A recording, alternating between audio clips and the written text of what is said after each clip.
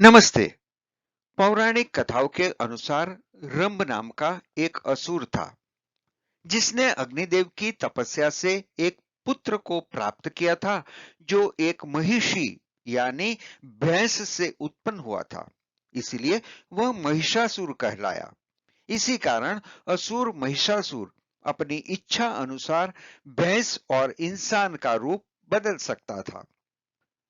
महिषासुर ने कठोर तपस्या करके ब्रह्मा से वरदान प्राप्त किया कि उस पर कोई भी देवता, दानव और पुरुष जाति विजय प्राप्त नहीं कर पाएगा।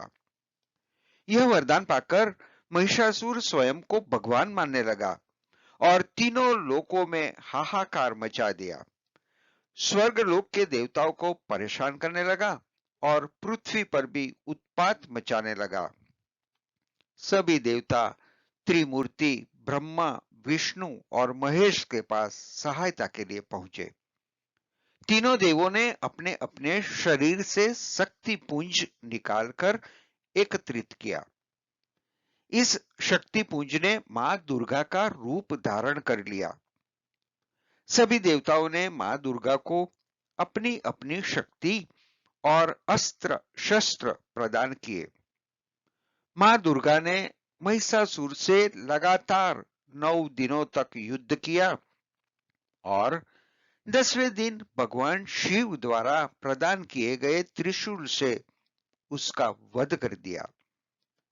महिषासुर का वध करने के बाद मां दुर्गा को महिषासुर मर्दिनी कहा जाने लगा। नवरात्रि का त्योहार महिषासुर और मां दुर्गा के बीच इस युद्ध को दर्शाता है और 9 दिनों तक दुर्गा पूजा मनाई जाती है। वही 10वें दिन को विजयादशमी के नाम से जाना जाता है। मां दुर्गा को साहस, शक्ति और वीरता का प्रतीक माना जाता है। एक अन्य कथा के अनुसार भगवान राम ने रावण से युद्ध करने से पहले 9 दिनों तक देवी शक्ति की आराधना की थी। 10वें दिन युद्ध में रावण का वध कर दिया। 10वें दिन को दशहरा यानी विजयादशमी का त्योहार मनाया जाता है जो बुराई पर अच्छाई का प्रतीक है। नवरात्रि के 9 दिवसीय उत्सव के दौरान मां दुर्गा के विभिन्न 9 स्वरूपों की पूजा की जाती है।